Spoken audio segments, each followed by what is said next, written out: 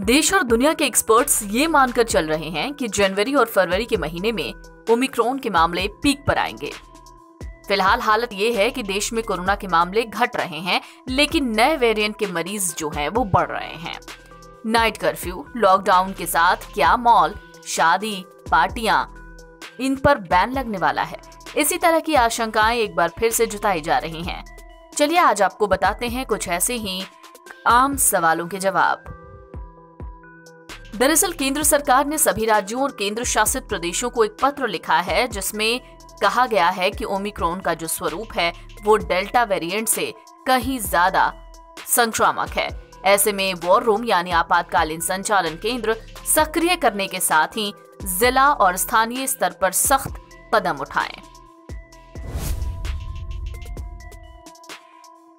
इस पत्र में क्या है, तो चलिए आपको बताते हैं कि आखिरकार केंद्र सरकार ने जो पत्र लिखा है उसमें लिखा क्या है। पत्र में लिखा गया है, टेस्ट और निगरानी बढ़ाने के अलावा रात में कर्फ्यू लगाने, बड़ी सभाओं को रोकने, शादियों और अंतिम संस्कार कार्यक्रमों में लोगों की संख्या कम करने जैसे निर्णय को लागू करें अगर जरूरत महसूस होती है तब।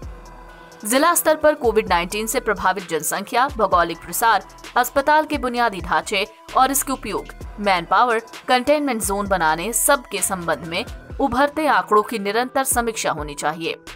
ये साक्ष्य जिला स्तर पर ही प्रभावी निर्णय लेने का आधार होना चाहिए। सभी स्थिति और वृद्धि का विश्लेषण करते रहें, चाहे वो कितनी भी छोटी क्यों ना हो, और जिला या स्थानीय स्तर पर सक्रिय कार्रवाई कीजिए। सभी क्लस्टर नमूनों को जीनोम सीक्वेंसिंग के लिए संबंधित प्रयोगशालाओं को बिना किसी देरी के भेजें। Door to door case search करें, टेस्टिंग करें, ऐसे जरूरी कदम उठाएं। साथ ही RT-PCR टेस्ट की संख्या भी बढ़ाई जाए। होम आइसोलेशन के नियमों का कड़ाई से पालन किया जाए। होम आइसोलेशन के वक्त कॉल सेंटर और होम विजिट के द्वारा इसकी जानकारी ली जाए। इस बात का ख्याल रखा जाए कि होम आइसोलेशन में रहने वाले व्यक्ति से अन्य लोगों में संक्रमण न फैले। लेकिन इसी बीच एक और सवाल ये है कि ओमिक्रॉन पर टीके काम कर रहे हैं या नहीं। इस पर भी सरकार ने एक जवाब दिया है। सरकार ने कहा है ऐसा कोई प्रमाण नहीं है जिसके आधार पर ये कहा जा सके कि टीके काम नहीं कर रहे। टीकों के जरिए सुरक्षा का कारण एंटीबॉडी और कोशिकाओं की प्रतिरोधक क्षमता भी होती है और समझा जाता है कि इनका बेहतर तरीके से संरक्षण होता है। इसलिए अब भी गंभीर बीमारी के खिलाफ सुरक्षा के लिए टीके ही प्रभावी माने जाते हैं। इन्हीं टीकों के बीच बूस्टर डोज जरूरी है क्या, ये भी एक सवाल है। स्टडी बताती है और इसी के अनुसार डॉक्टरों का कहना है, जो साइंस कह रही है उसके मुताबिक बूस्टर डोज की जरूरत होती है, क्योंकि वैक्सीनेशन के 6 महीने बाद इम्यूनिटी कम हो जाती है और ओमिक्रॉन वेरिएंट इस इम्यूनिटी को आसानी से बाईपास कर सकता है। ऐसे में बेहतर इम्यूनिटी के लिए बूस्टर डोज की जरूरत है।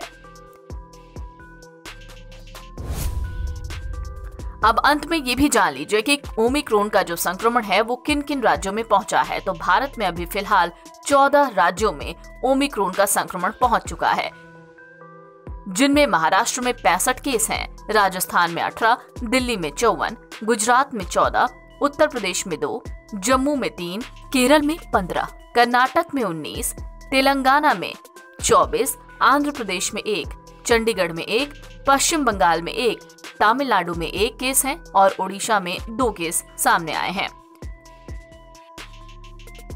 इसी दौरान सबकी नजर अंतर्राष्ट्रीय उड़ानों पर भी है। ओमिक्रॉन विदेश में उत्पन्न हुआ है और सभी अंतर्राष्ट्रीय उड़ानों को रोकना इस नए स्वरूप के प्रसार को रोकने का एकमात्र तरीका माना जा रहा है, लेकिन अभी तक इस पर कोई फैसला नहीं हुआ है।